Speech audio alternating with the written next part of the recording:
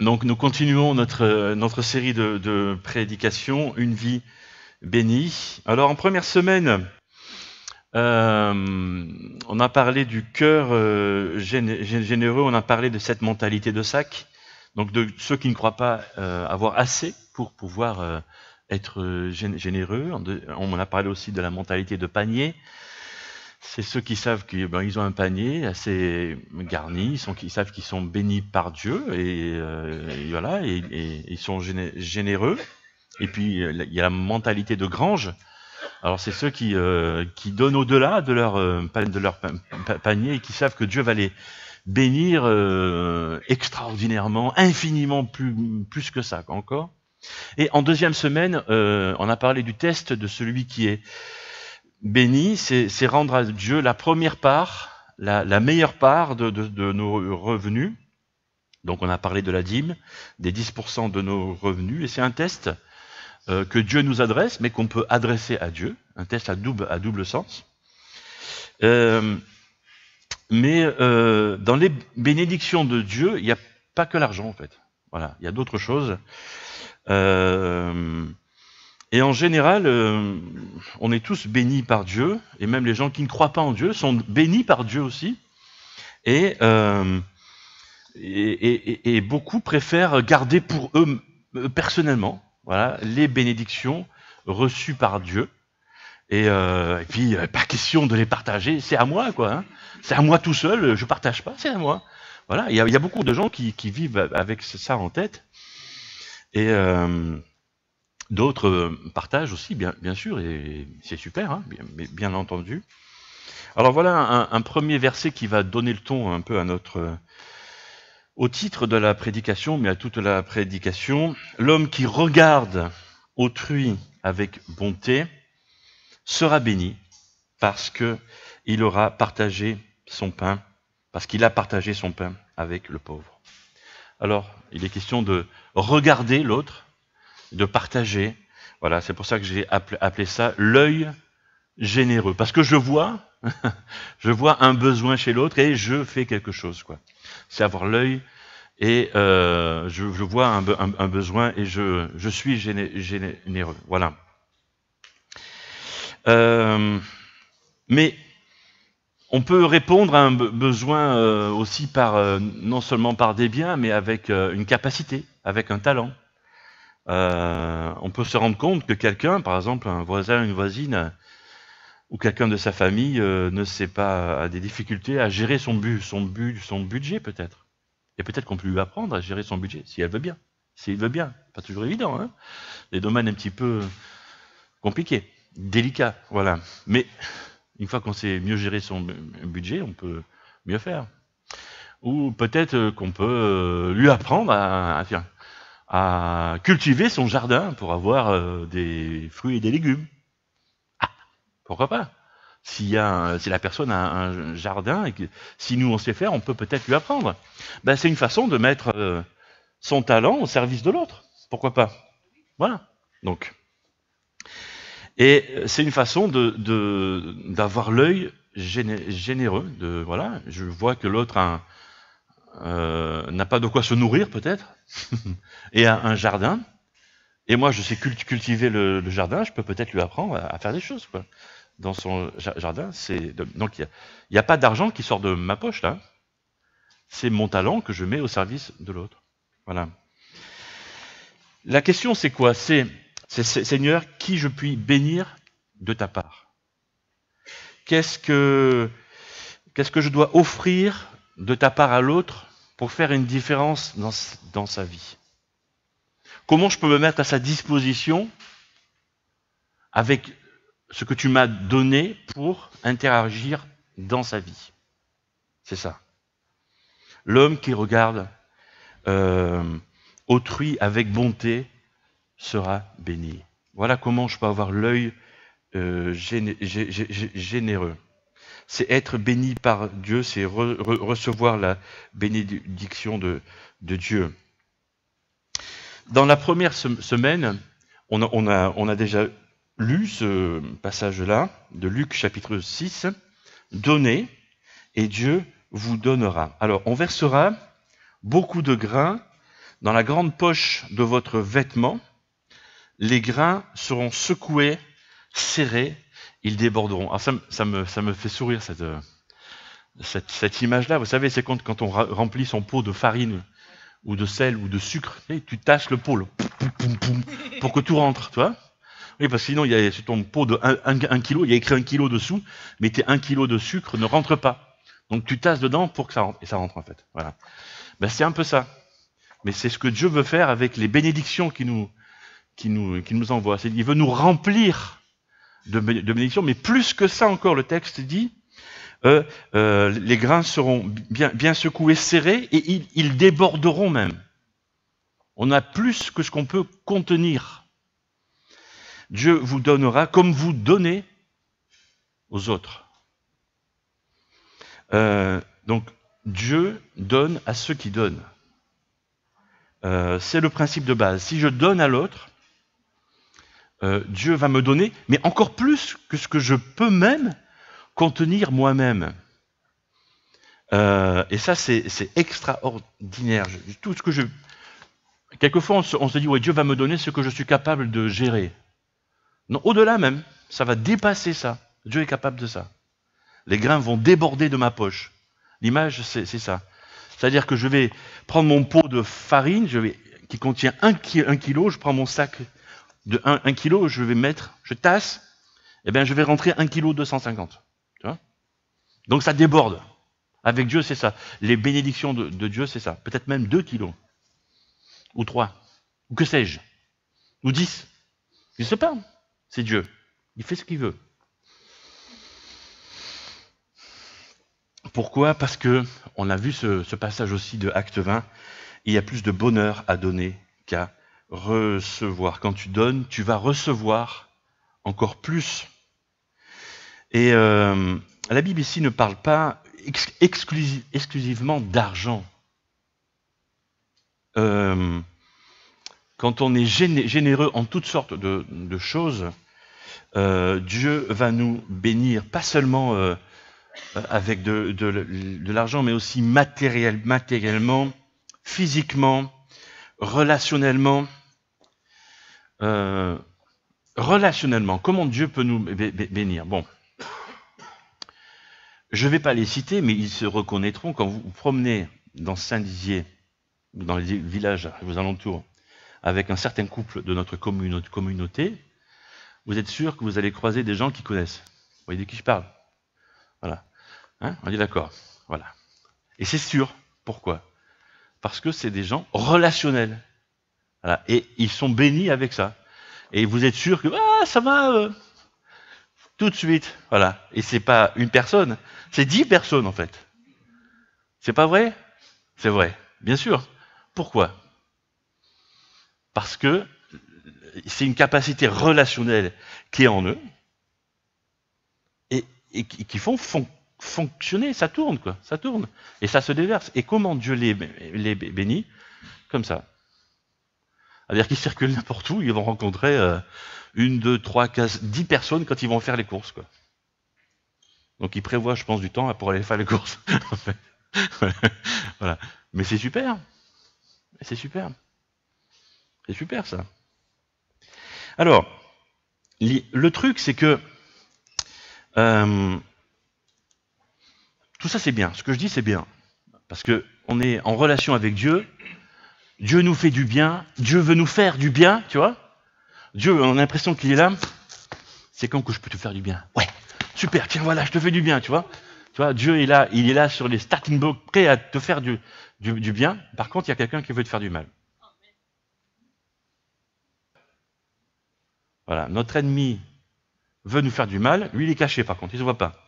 Il se planque dans un coin et il est prêt à nous faire du mal. Mais le problème, c'est que notre ennemi spirituel, Satan, pour le nommer, il ne peut pas empêcher Dieu de nous faire du bien, parce que quand Dieu a décidé de faire quelque chose, il n'y a personne qui peut l'empêcher.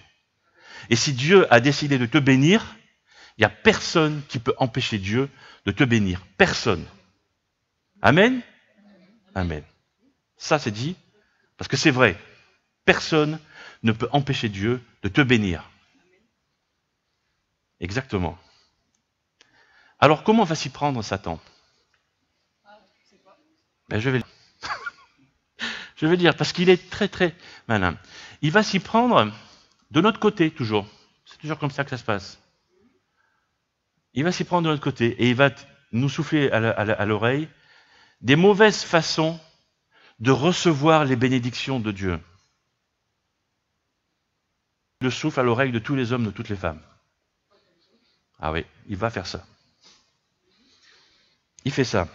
Et donc j'aimerais citer maintenant deux façons, deux mauvaises attitudes face aux bénédictions de Dieu. Et vous allez voir, soit vous allez vous reconnaître dans une fois ou deux, comme ça, soit vous allez reconnaître des personnes que vous avez vues, croisées. Deux mauvaises attitudes face aux bénédictions de Dieu. Et la première attitude, c'est la fierté. Vous avez déjà vu ça, des gens qui sont bénis, ils ont une grande maison, une grande voiture, des biens. C'est parce que je le vaux bien, tu vois? C'est parce que je le mérite. C'est parce que j'ai travaillé dur. C'est moi, tu vois? Ah bon? Dieu t'a béni. Et la fierté, c'est ce que souffle Satan aux oreilles des hommes pour aveugler, on parle d'œil généreux, pour aveugler les hommes et les femmes face aux bénédictions de Dieu. La fierté. Dans Apocalypse chapitre 3, il est écrit, tu dis, je suis riche, j'ai amassé des trésors, je n'ai besoin de rien, et tu ne te rends pas compte que tu es misérable, pitoyable, que tu es pauvre, aveugle et nu. C'est pourquoi je te donne un conseil. Achète chez moi de l'or purifié au feu pour devenir réellement riche, des vêtements blancs pour te couvrir afin qu'on ne voit pas ta honteuse nudité, et un collier c'est pour nettoyer les yeux, hein, un collier pour soigner tes yeux afin que tu puisses voir clair. Il y a des gens comme ça qui disent, ouais, je suis riche, hein, ou j'ai ça, ou j'ai ce bien parce que je le mérite, parce que j'ai bien travaillé. Voilà, et puis après tout, si les autres, ils ont qu'à travailler aussi, quoi. Ils ont qu'à se remonter les manches, ils ont qu'à y aller, quoi. Tu vois? Non, mon gars, tu as peut-être travaillé, mais tu es aussi béni par Dieu, parce qu'il y a beaucoup de gens dans le monde qui travaillent plus que toi et qui n'ont rien du tout, en fait. Hein. Donc, si tu es dans ta situation, si tu travailles beaucoup et que tu as beaucoup, c'est parce que tu es béni par Dieu. Donc, dis merci à Dieu. C'est ça le truc. Et ces gens-là sont aveuglés par le diable. Tu ne te rends pas compte, le texte dit, que tu es misérable, pitoyable, pauvre, aveugle et nu. C'est un état d'esprit en fait qui se trouve chez beaucoup d'hommes et de femmes actuellement. Et ça, je trouve même chez des personnes qui n'ont pas beaucoup de biens, qui sont entre guillemets pauvres. Ah ouais, mais moi, si j'avais des sous, je m'achèterais ça parce que je le mérite. Tu vois ? Les gens qui n'ont pas les moyens et qui ont déjà la mentalité là, quoi, en fait. Hein. Quoi ? Tu mérites quoi, en fait ? Ton mérite, c'est quoi ? Non. Tu peux être béni par Dieu, oui. Voilà, bien sûr. Donc ça, c'est la première réponse tordue. Tordue par ce que le diable souffle aux oreilles des hommes et des femmes. Et la deuxième réponse, c'est la honte. La honte d'avoir. Les gens qui se sentent coupables. La honte. On trouve ça dans Genèse chapitre 32 avec Monsieur Jacob, je l'appelle comme ça. Il prie Dieu, Dieu de mon père Abraham, Dieu de mon père Isaac. Ô Dieu, toi qui m'as dit, retourne dans ton pays et dans ta famille, je te ferai du bien. Jusque-là, super quoi. Et donc il se rappelle la promesse, tu vois, que Dieu lui a faite. Donc il se rappelle le Dieu puissant, il se rappelle de tout ce que Dieu a pu dire à ses pères, grands-pères, machin, tout ça. Donc c'est un truc très lourd, tu vois, qui va être béni, qui va devenir patron du monde, presque, etc. Tu vois. Il se rappelle ça, tu vois. Et puis tout d'un coup, il passe par l'entonnoir de la honte. Je suis indigne de toutes les faveurs que tu as témoignées avec tant de fidélité à ton serviteur. Et je rajoute, pauvre, misérable ver de terre que je suis. C'est exactement ça. Car lorsque j'ai passé ce Jourdain, je n'avais que mon bâton, et maintenant je me trouve à la tête de 2 camps. Il a honte. Je ne suis pas assez bon. Je mérite pas ça. Je suis gêné. Pourquoi Dieu, tu me donnes ça? Pourquoi en fait? Prends-le et tu dois en faire quelque chose, je vais le dire juste après. Prends-le. Donc il y a ceux qui disent, je le mérite, je le vaux bien. Ouais, c'est à moi, j'en profite. Et je le partage ou pas. Et puis ceux qui disent, oh non, voilà. Mais tu peux voir ces 2 types de comportements. Vous avez vu, aujourd'hui j'ai mis une jolie chemise à carreaux, parce que c'est pour appeler l'été, parce que j'en ai marre. Voilà. Oh, tu vas venir l'été, je vais te chercher, donc je mets une chemise. Et puis, donc tu croises un gars, toi tu aimes les chemises, tu vois, et tu croises un gars qui a une chemise Hugo Boss, tu vois. Tu as reconnu la chemise de loin, tu vois. Tu es fan des chemises, puis tu lui dis, elle est super ta chemise, classe ta chemise. Donc tu as le gars qui est fier. Et mon gars, regarde, t'as vu ce qu'il y a écrit là? Hugo Boss. Oui, moi c'est sûrement qui habille, ouais. Ouais. Le mec, Hugo Boss, ouais, quand j'ai été sur Paris la semaine passée, je suis passé à Rivoli, puis j'ai trouvé ça, tu vois. Fierté. Et puis il y a le gars qui a honte. Ah ouais? Ah ben écoute, j'avais pas vu, j'ai trouvé ça dans une friperie, tu vois. C'est la même chemise. Mais on trouve la même chose avec, tu sais, le mec qui a une grande maison, tu vois. Voilà. Le gars qui est fier. Ah ouais, non mais attends. Coûtait une blinde la maison, là. Puis je l'ai faite entièrement rénovée, elle peut résister aux secousses sismiques, tout ce que tu veux, tu vois. Puis il y a l'énorme machin contre les machins écologiques et tout, tu vois. Le mec, ouais, ça m'a coûté une blinde, hein. La rénovation a coûté plus cher que la maison, tu vois. Voilà. Et puis le mec qui est fier, c'est la même maison, tu vois. Mais le mec qui a honte, ah ouais, c'est une petite bicoque, quoi, une petite baraque. C'est juste pour mettre ma famille, tu vois, etc. Tu vois. Les voitures, tiens, les voitures. Hier, avec Thibault, on était à une concentration de voitures. Donc j'en ai encore plein les yeux, là. Bref. Et les voitures. Donc tu croises un mec qui vient de s'acheter une superbe voiture, le modèle 2017, qui passe sorti 250 chevaux, tu vois. Le mec qui est fier, ouais, écoute, c'est la première qui est sortie dans le département 250 chevaux. Je fais le 100 mètres arrêté en 4 secondes. C'est rapide quand même. tu es collé au siège. Ouais. Et puis le mec qui a honte. Ah ouais, c'est la même voiture. Hein. Ah non, mais c'est juste 4 roues et un moteur, hein, pour aller du point A au point B. Vous voyez ce genre de... Vous vivez peut-être ce genre de situation. Ça va. Si tu as les moyens de t'acheter une belle voiture, achète-toi une belle voiture. Et dis merci Seigneur, en fait. Merci Seigneur, j'ai une belle voiture. Quoi? Ça va. Il n'y a pas de problème avec ça.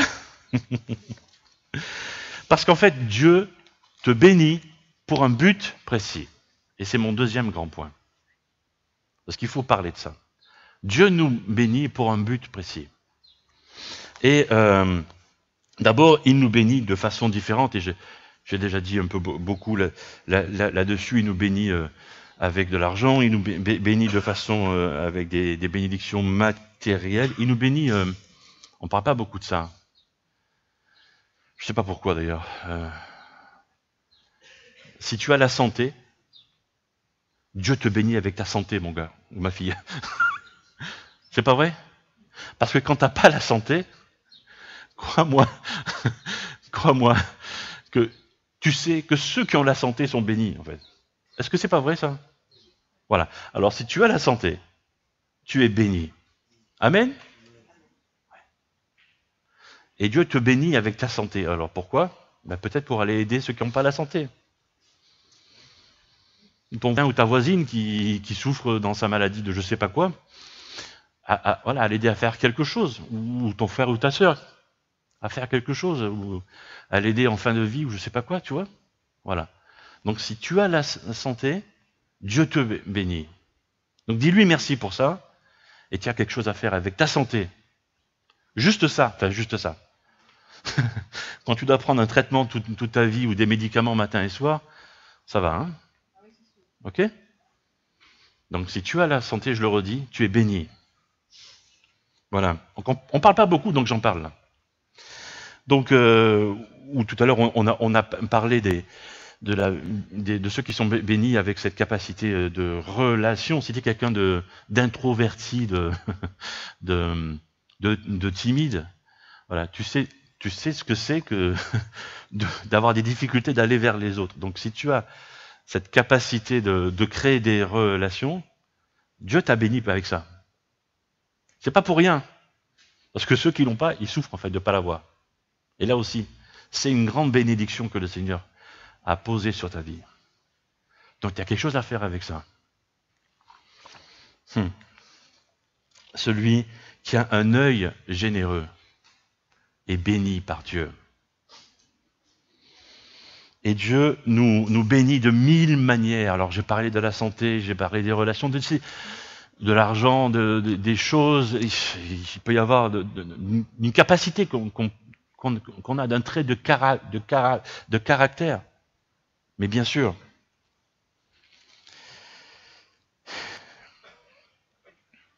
Genèse chapitre 12, Abraham reçoit ça, je ferai de toi l'ancêtre d'une grande nation. Je te bénirai, je ferai de toi un homme important et tu deviendras une source de bénédiction pour d'autres. Vous voyez, le gars, il va être et il sera béni, mais pour d'autres. Je bénirai ceux qui te béniront, je maudirai ceux qui t'outrageront. Tous les peuples de la terre seront bénis par toi. Et là, vous imaginez cet homme qui reçoit cette parole-là, voilà. Il n'a pas reçu comme un fardeau, il a reçu de Dieu, puis après il s'est mis en marche, et puis il a déménagé, il est parti avec sa famille, et il était riche, hein, ce gars-là. Il avait ce qu'il fallait, quoi. Il avait de l'argent, il avait des biens, ça va. Il avait ce qu'il fallait, mais ça va. Ok? Il assumait. Mais il est devenu, en fait, un véhicule, voilà, c'est de ça que je ne l'ai pas noté, parce que ce matin, en relisant ma prédication, j'ai pensé à l'image du véhicule. Et on comprend tout ça. J'explique un peu. Dieu veut nous bénir comme ça. Dieu te donne une bénédiction, quelle qu'elle soit, la santé, le fait de pouvoir être relationnel, de l'argent, le fait de savoir faire telle chose, et tu es un véhicule. Est-ce que tu veux être des patins à roulettes? Je ne sais pas faire des patins à roulettes. Est-ce que tu veux être un vélo? Un skateboard? Un vélo? Une moto? Ça, je sais en faire. Hein, Moïse? Moto? Voiture?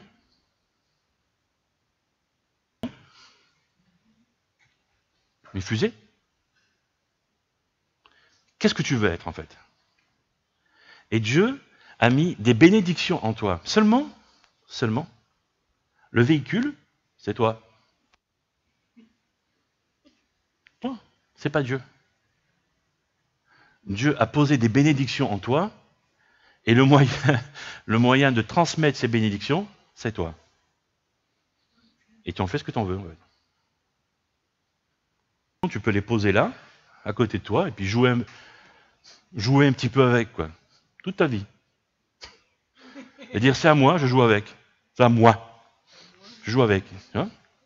Ou alors monter sur ton vélo et aller voir les voisins avec. Ou prendre l'avion avec et puis partir au bout du monde. Mais ça y en a qui le font. Hein.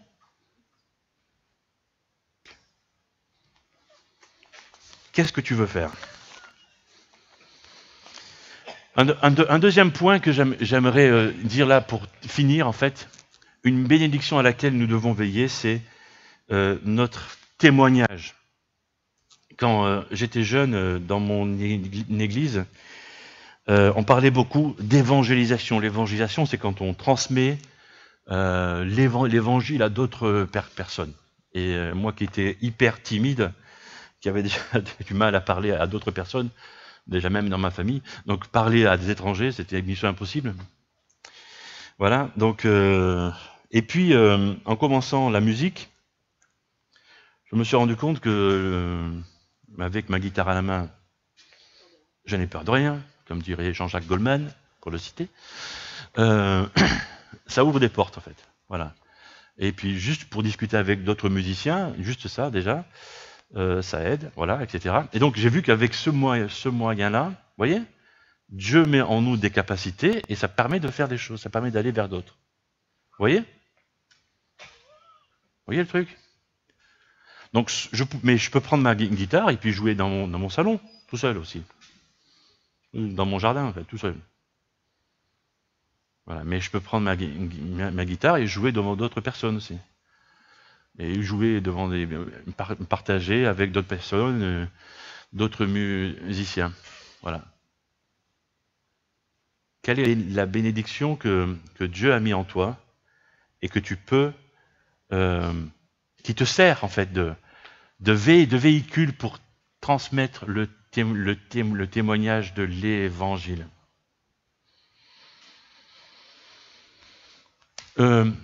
Romains chapitre 15 dit ça. Je sais qu'en allant chez vous, c'est avec une pleine bénédiction du Christ que j'irai. Voilà comment l'apôtre Paul a fait en fait. Hein. L'apôtre Paul, c'était un parleur, un prêcheur, un prédicateur. Il n'avait pas peur hein, d'aller de se rendre dans une ville, d'aller dans une synagogue et il prêchait, il parlait. C'est ça, son truc, c'était ça. Et après, il était capable de rassembler des personnes qui étaient convaincues du message qu'il avait annoncé pour démarrer une église. C'était son truc à lui. Hein. Voilà. Mais il y a quelque chose à aller, quoi. L'apôtre Paul, il a pris son avion, quoi. Alors qu'il faisait tout à pied. Mais vous voyez l'image. Il en a fait des kilomètres, hein. Des fois en bateau, des fois le bateau a fait naufrage et tout, il a failli mourir, je sais pas combien de fois. Bref, se faire tuer, puis finalement il s'est fait tuer, quoi. Enfin bref. Voilà. Qu'est-ce que tu vas faire pour transmettre le message de Christ au travers de la bénédiction que Dieu a mis en toi? La question du jour, c'est ça. Généreux, c'est reconnaître là où les bénédictions que Dieu a posées en toi, et c'est être conscient que toutes ces bénédictions ne sont pas seulement pour toi, elles sont pour d'autres, qui sont peut-être dans ta famille, ou tes voisins, ou je sais pas qui. Hein. Voilà. Ou peut-être dans une autre ville, ou au bout du monde aussi, pour d'autres. Hein. Ça va. C'est ça. J'aimerais vous inviter à un temps de recueillement et de prière. Maintenant, pour demander à Dieu de continuer à travailler nos cœurs. Seigneur, merci pour ces pensées, pour ces versets, pour ces paroles. Merci parce que, oui, tu nous bénis. Tu nous bénis. Tu nous bénis à tous. Tu nous bénis avec des revenus. Tu nous bénis avec du matériel. Tu nous bénis avec des capacités. Tu nous bénis avec de la santé. Tu nous bénis, je ne sais pas avec quoi, Seigneur, mais tu nous bénis. Et largement. Et nous voulons te dire merci. Merci, Seigneur, pour ces bénédictions. Voilà, prendre le temps pour te dire merci, Seigneur. Merci parce que tout ce que nous avons, dans tous ces domaines et encore au-delà, tout ça, ça vient de toi, Seigneur, et nous voulons te dire merci pour tout ça. Parce que dans d'autres endroits, personnes n'ont pas tout ça. Donc si nous les avons, c'est que ça vient de toi. Tout simplement. Voilà, donc merci. Merci parce que voilà, tu nous bénis dans tous ces domaines. Mais Seigneur, nous ne voulons pas juste en rester là, mais nous prenons conscience de ça. Et aussi être conscients de ce que nous sommes, les uns les autres, et nous voulons de mettre ces capacités, ces bénédictions à ton service, avec ce que tu nous montreras, peut-être dans notre famille, peut-être dans nos voisins, ou sur le lieu de travail, ou je ne sais pas. Voilà, et peut-être que l'un ou l'autre déjà pense à quelqu'un dans son entourage qui a besoin d'aide dans ceci, dans cela. Et voilà, Seigneur, merci parce que tu es en train d'ouvrir nos yeux, notre cœur. On était aveugles et sourds et tu nous rends voyants et en train d'écouter ta voix, d'écouter les besoins des uns et des autres, et tu nous mets en marche. On est en train de monter sur un vélo, une voiture ou un avion, je sais pas, pour se mettre en route pour toi, Seigneur, et c'est beau. Merci Seigneur parce que tu nous parles. De semaine en semaine, tu nous parles, de semaine en semaine, tu nous transformes. Et juste ça, le fait que tu veuilles nous transformer, c'est une bénédiction. Ça veut dire que tu nous aimes et que tu nous aimes comme nous sommes, mais tu veux que nos poches débordent. Donc tu veux continuer à nous changer pour nous rendre semblables à Jésus-Christ, notre Maître et notre Seigneur. Et simplement pour ça, moi j'aimerais te dire merci. Merci et simplement qu'on t'aime. Et on a l'impression de ne pas avoir assez de mots pour te retourner notre amour, tellement ton amour est grand, mais on n'a pas besoin en fait. Parce que tu acceptes nos petits merci, ils te suffisent. Voilà, c'est le cœur reconnaissant que nous te disons merci. Et puis aussi, voilà, montre-nous, Seigneur, ce que nous avons à faire les uns et les autres. Et encore merci parce que tu transformes nos vies de jour en jour. À toi soit toute la gloire, Seigneur Jésus. Amen.